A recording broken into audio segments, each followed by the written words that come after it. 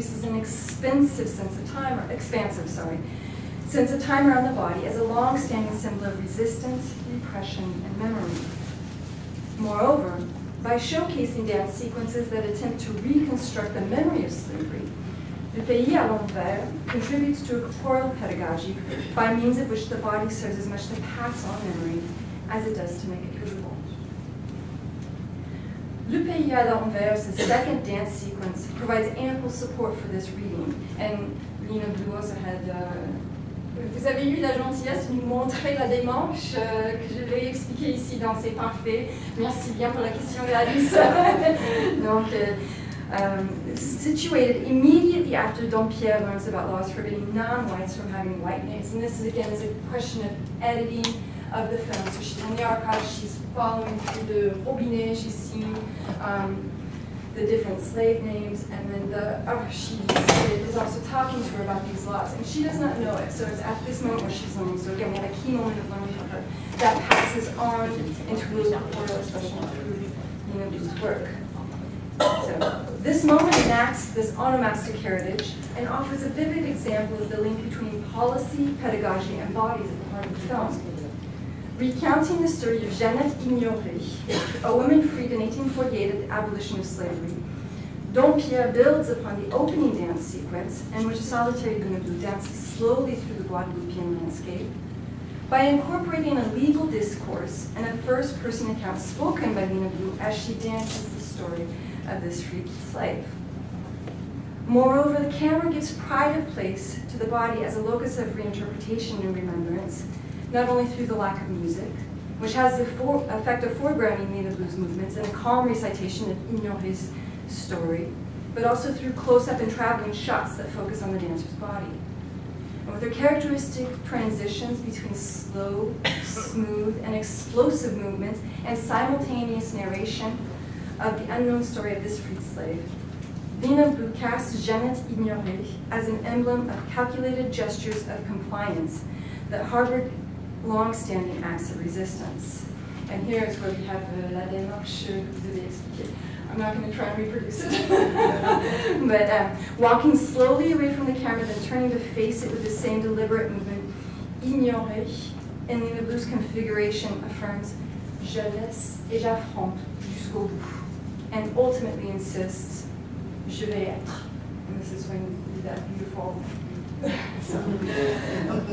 The existential qualities of this moment, its refusal to abdicate to the destructive forces of chattel bondage, its sharp awareness of the structures of dominance, and above all, its enactment of memory as a life-affirming tool of empowerment, are grounded in the conjunction of the body and the immediacy of this woman's tale. Brought to life through the body in motion and a present tense narrative, Jeannette Ignorée is no longer a forgotten figure. She is transformed into a living memory who can speak to contemporary generations of Antillians about the past so as to better navigate the conditions of the present. What is more, the dancing body, insofar as it can express the dissent that Code Noir policies regulating the conduct of slaves towards whites sought to prevent. And here we have an explicit case in point is Article 58 in Code Noir, which even manumitted slaves were required to porter en respect singulier à leurs anciens maîtres, à leurs veuves, et à leurs enfants. So this provides a crucial means of contestation. The pathway to memory here is built from a juridical discourse governing slave social mobility, we need names at this point, and a personal, imaginative process of remembrance underpinned by a shared memory of the physical and psychological effects of slavery. First cleared by Dompierre's discoveries of the laws regulating names, then externalized by Lina Blue's reinterpretation of Jeannette Ignorée, knowledge about the past is deepened through corporeal expression. From this vantage point, the body supports the very processes of storytelling, reimagining, and reconstructing, and reconstruction, by means of which memory can take root. Ultimately crafted around a pedagogical instinct to pass on what Dompierre has learned during her genealogical journey, this sequence blurs the frontiers between the past and present in order to give tangible form to the information housed in the archives. In this way, the film's keen sensitivity to the relationship between bodies and policy illustrates the epistemological continuity between the bodies that endured the slave era and the bodies of the present that transcribe, remember, and reconstruct this history. The film's focus on Jardin Créole offers another important avenue for examining the points of contact between the body, slave era policies and remembrance, and knowledge formation. As a gardening practice of freed or marooned slaves, working the land for themselves and not a slave plantation, the Jardin Créole stands as a symbol of hard-won freedom and resistance. However, Dompierre first uses this agricultural space to point out the ambiguous relationship between garden plots within the history of slavery. In a voiceover, she cites, makes a reference to the 1786 Ordonnance Royale, and there are several iterations of this same law throughout the Caribbean and Latin America, or the French Atlantic Empire. So, and she thereby situates this first depiction of the Jardin Créole within legal confines. How do you... Perfect. Thank you. So, as the viewer observes the intensive labor required to unearth one mignon, he or she also hears, by Dompierre, le maître allouera à chaque nègre ou négresse une petite portion de l'habitation pour être par eux cultivée à leur profit. Cet usage, outre qu'il allège la charge du maître, étend chez l'esclave l'instinct du marronnage en attachant au jardin dont il tire tous les ingrédients nécessaires à sa subsistance. Through her compelling juxtaposition of contemporary images of taxing manual labor, with the policy illustrating the historically coercive use of land allocation as a way to prevent marronnage and defray the expenses of slavery, Dompierre initially appears to cast her Creole garden in an ambivalent light. What follows, however, suggests an entirely different way of understanding the Jardin Créole.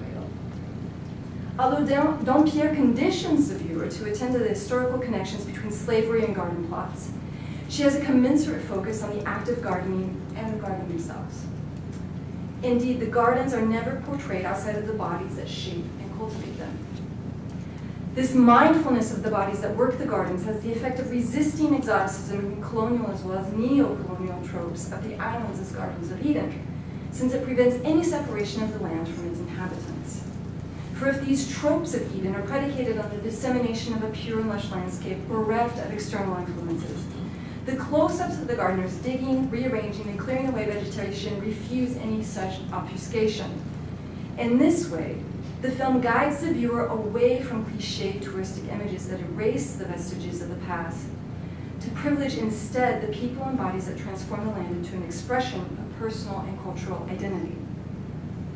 The 2006 winner of the Jardin Créole competition, Suzette, elle est la seule femme parmi 19 hommes, donc c'est une femme incroyable, exemplifies this intersection of bodies, laws regulating the landscape, and memory. Although the most prominent autobiographical dimension of the film is Dompierre's archival research into her family's history, Le Pays à l'envers also makes a compelling claim for the garden as a form of self-portraiture, explaining that les femmes essaient de concilier le jardin avec la nature, avec elles-mêmes, avec tout ce qu'elles éprouvent. Suzette suggests that her Jardin Créole is a form of self-expression through which she not only harmonizes the cultural legacy her garden represents with nature, but also concretizes her daily experiences. From a metaphorical vantage point, this sequence foregrounds gardening as a kind of autobiographical inscription produced by the body. Through Suzette, the viewer comes to see that gardening manifests the codes of sharing personal experiences that contour feminist approaches to life writing. I don't have the time to go into it now because of questions of time, but at the very end, one of the closing images, not the next to last, the second to last, I believe, Suzette is explaining that once she wins her award, she's explaining that si on peut aimer son jardin, on peut s'aimer. Donc it's a very collective gesture through the garden itself. And I love this picture because this shows her being very specific about what she wants this garden to look like. So she's, they're working together. but it is absolutely her vision here. So I think that this image is something that captures it well, as well as with the quote, you know, so she has a very idea of trying to harmonize the elements of the garden itself. As the camera captures her decisive movements that continually reshape the landscape around her, Suzette assumes the role of a writer crafting a story whose medium, by necessity, reaches into the past, even as it serves to reflect the present. To be sure, her body's place in and use of the land is an inseparable historical resonance, since it recalls the economic and cultural backdrop of cycles of violence emerging from a plantation system that exploited the bodies it cultivated. Yet it is also a site of renewal and self-identity. Through Suzette's references to the garden as a way to reconstruct what she experiences, the garden landscape is infused with salutary notions of autobiographical writing as a means of assessing, navigating, and staging an array of sociocultural structures. She also emphasizes, too, that this is something you need to take your time with. So it's a very lengthy process for her. And it's something that she says, j'aime ça. So this is something that she's getting an immense amount of pleasure from doing. Using the labor of her body to assemble the various elements of her garden in order to express how she understands her place in the world, she traces out her ability to position herself within a broader social and historical context in the manner of her choosing. So while the garden space expresses a history of coercion, and this means it can also be another kind of archive too, Suzette reclaims this space to write her own story into the contemporary ecological and cultural landscape. In this sense, the Jardin Créole gestures to the very processes of autobiographical writing through which memory and reflection act as the building blocks of an individualized learning experience that can go against the grain of paradigms of dominance. The different kinds of corporeal experiences characterizing the dance and gardening sequences notwithstanding, they nevertheless crystallize around the body as an instrument of memory, identity, and knowledge formation. Ultimately, Le Pays à l'envers provides a particularly resonant means of grasping the role of the body and translating the memory of slavery. It reminds us that the slave body was one of the most immediate sites upon which the historical as well as material conditions of slavery were enacted. From the Code Noir, which constructed the legal limits of corporeal abuse, to the practices of the sugarcane economy that built France's Atlantic empire, up through the mid-19th century, the slave body was alternatively punished, protected, albeit for economic and political rather than altruistic reasons, and never completely, and proscribed throughout Caribbean colonial history. But the film also insists that the body can write new narratives of memory. Her powerful integration of corporeal discourses with the discourse of memory, in fact, expresses a central tenet of post-colonial studies in which multiple forms of rewriting, revision, and reinterpretation are key means of deciphering both past and present. The film's legal undercurrents support this double vision and serve two key purposes. On the one hand, they show more than the convergence of the slave body and the body of the law. They illustrate how the body is used to reappropriate and contest the corporeal constraints imposed by laws regarding slavery. On the other hand, the remembrance of these laws offers a means to indict, analyze, and learn from how torture and chattel bondage have been politically sanctioned. From this perspective, the juridical structures for slavery harbor a space for the vulnerable memories that the film cultivates and celebrates. So it is perhaps the unique connection of bodies, slave-era policies, and memory that best explains Sylvain Dampierre's Le Pays à l'envers. By tightly juxtaposing corporeal images with narratives ranging from the autobiographical to the juridical, from the singular to the collective, the filmmaker casts the body as a seedbed of a shared Caribbean memory, as well as individual identity. In so doing, she opens up new ways of considering how the body can be read through a post-colonial pedagogical lens.